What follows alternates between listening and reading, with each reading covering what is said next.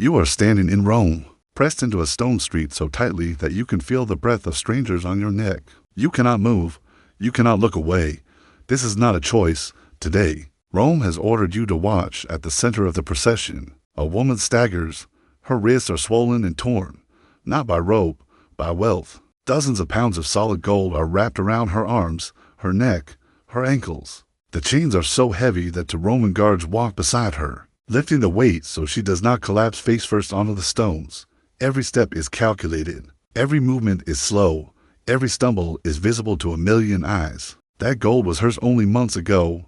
It paid her soldiers, built her cities, raised her temples. It made her the most powerful woman between Egypt and Anatolia. Now it is crushing her. Zenobia of Palmyra, Queen of the East, the woman who defied Rome and humiliated emperors.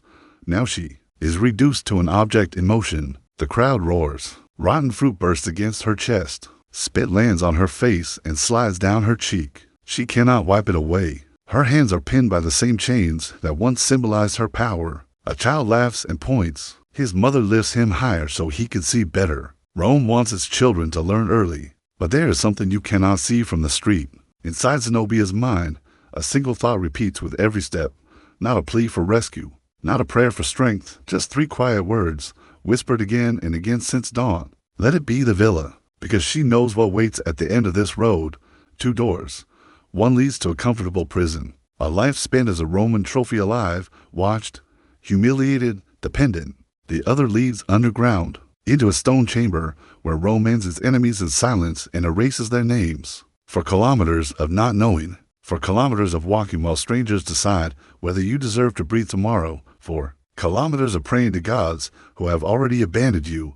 This is what Rome did to captured queens. Not once, not by accident, by design. For over 7 centuries, Rome perfected a system meant to break the most powerful women in the known world. And Zenobia, brilliant, proud, defiant, was one of the lucky ones. The others suffered fates that made execution look like mercy. To understand why, you must understand what a Roman triumph truly was. Forget marble statues, forget cinematic parades, forget the clean versions preserved in textbooks. A Roman triumph was not a celebration, it was psychological warfare disguised as honor. When a general won a decisive war, the Senate could grant him a triumph, the highest recognition Rome could offer. The entire city shut down, shops closed, courts adjourned. Even slaves were given the day off, so they could stand in the streets and watch other slaves being paraded in chains. The procession began outside the city at the Field of Mars. It wound nearly for kilometers through the heart of Rome, ending at the Temple of Jupiter on the Capitoline Hill. Every step was deliberate. First came the sound, trumpets, drums, music echoing between stone buildings for nearly an hour before anything appeared. Anticipation was part of the punishment. Then came the treasure. Wagon after wagon piled high with stolen wealth.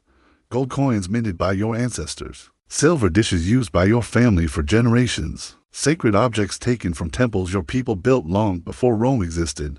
The crowd cheered as each cart passed. They were not admiring beauty.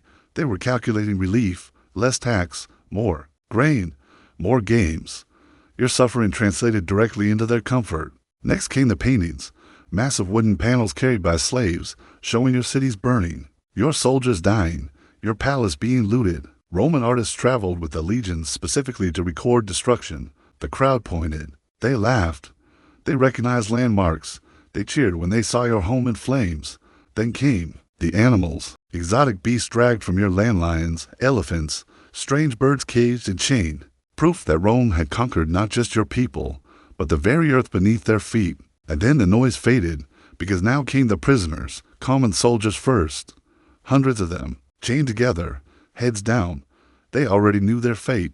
The slave markets awaited them, but the crowd barely noticed. They were waiting for the rulers. Captured kings and queens were forced to walk at the front of the column, still wearing royal clothing, still crowned, still adorned in silk and gold. This was intentional. A beaten peasant meant nothing. A queen in chains meant everything. It was a message broadcast to the entire ancient world. No crown protects you.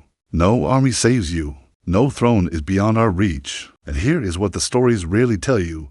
Some rulers survived the triumph. They were exiled, imprisoned, absorbed into Roman society. Others were executed the moment the parade ended, dragged into the Tullianum prison beneath the Capitoline Hill, strangled or starved while celebrations continued above them. You never knew which fate awaited you.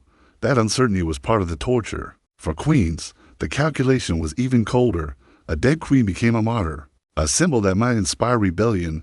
A living queen broken, humiliated, visible was a warning that lasted decades. Unless she was deemed dangerous to exist at all, the decision rested entirely with the emperor, and sometimes Rome decided to demonstrate its cruelty long before the chains ever came out. In the year 60 CE, on a cold island at the edge of the empire, a queen learned exactly how little her crown meant to Rome. Her name was Boudica. She ruled the Iceni, a Celtic tribe in what is now eastern Britain. Her husband, King Prasutagus, had done everything Rome demanded. He paid their taxes, followed their laws. He even named Emperor Nero as co-heir in his will, alongside his 2 daughters, hoping loyalty might protect his family. It did not. Within days of his death, Roman officials arrived with soldiers. They declared the entire kingdom confiscated. The will was ignored. Treaties were dismissed. Loyalty meant nothing. Iceni nobles were dragged from their homes at night, estates seized before dawn, relatives chained, and marched into